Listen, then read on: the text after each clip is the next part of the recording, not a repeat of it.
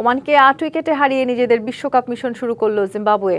Toss হেরে আগে bat করে মাত্র ১০৪ রানে গুটিয়ে যায় ওমান।